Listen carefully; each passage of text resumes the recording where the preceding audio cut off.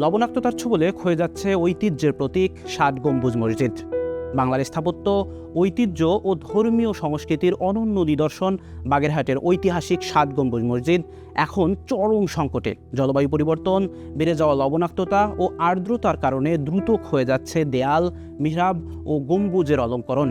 প্রাচীন চুনসুরকি ও পোড়ামাটির ইটে গড়া এই স্থাপনাটির প্রতিটি দেয়ালে এখন লবণের আস্তর, ফাটল, স্যাঁতস্যাঁতে দাগ স্পষ্টভাবে দেখা যাচ্ছে। ১৫০০ শতকে মহান সাধক খানজাহান আলী নির্মাণ করেন এই মসজিদ। দক্ষিণ এশিয়ার মুসলিম স্থাপত্যে এর গম্বুজ বিন্যাস ও কারুকাজ এক অনন্য উদাহরণ।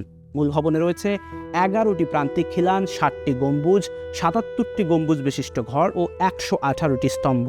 ১৯৮৫ সালে ইউনেস্কো একে বিশ্ব ঐতিহ্যের অংশ হিসেবে ঘোষণা দেয়। তবে এখন সেই ঐতিহ্য হুমকির মুখে।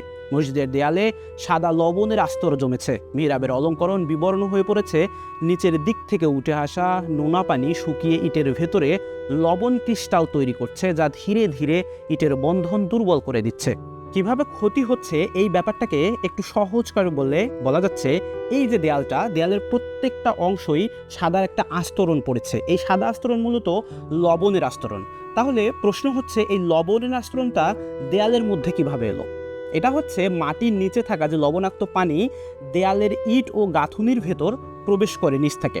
এই প্রক্রিয়াটাকে বলা হয় ক্যাপিলারি অ্যাকশন, মানে পানি নিচ থেকে দেয়ালের উপরে উঠে আসে। এছাড়াও বৃষ্টির পানি ও আর্দ্রতা প্রতিনিয়তই দেয়ালকে স্যাঁতস্যাঁতে বানাচ্ছে।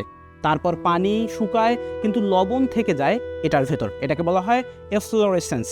এবং এই লবণ শুকিয়ে ক্রিস্টাল বা স্ফটিক দানা তৈরি করে। এই স্ফটিক দানা দেয়ালের ছোট ছোট ফাঁকের মধ্যে বড় হতে থাকে এবং চাপ সৃষ্টি করে। এই প্রক্রিয়াকে বলা হয় ক্রিস্টালাইজেশন প্রেসার। লবণ, বিশেষ করে সালফাইড, ক্লোরাইড, দেয়ালের প্রাচীন চুনসুরকির সাথে বিক্রিয়া সম্পন্ন করে। এই লবণের কারণেই দেয়াল সব সময় স্যাঁতস্যাঁতে থাকে।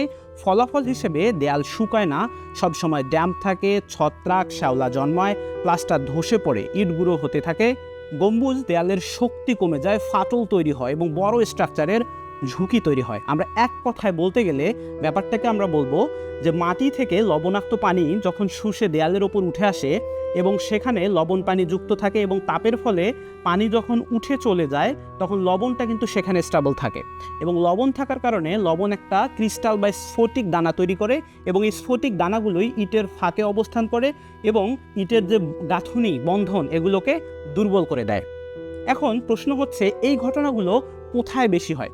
এই ঘটনাগুলো উপকূলীয় অঞ্চল, যেগুলো সমুদ্রের কাছে, অথবা লবণাক্ত মাটি ও পানির জায়গা, অথবা নিচতলার কোনো দেয়ালে।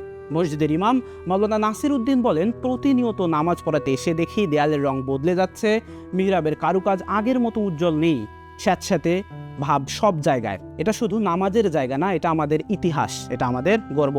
বিশেষজ্ঞদের মতে এটি কেবল স্থানীয় সমস্যা নয়, বরং জলবায়ু পরিবর্তনের প্রভাব সরাসরি এটার উপর পড়ছে। এক যৌথ গবেষণায় দেখা গেছে, তাপমাত্রা বৃদ্ধি, আর্দ্রতা ও শিল্প কারখানায় দূষণ প্রতিনিয়ত এটার উপর প্রভাব ফেলছে।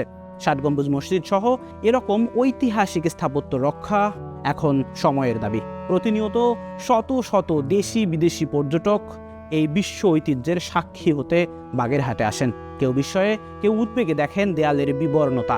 ইতিহাসবিদদের মতে ৭ গম্বুজ মসজিদ শুধু ধর্মীয় স্থাপনা না, এটি বাংলাদেশের স্থাপত্য ঐতিহ্যের এক জীবন্ত প্রতীক।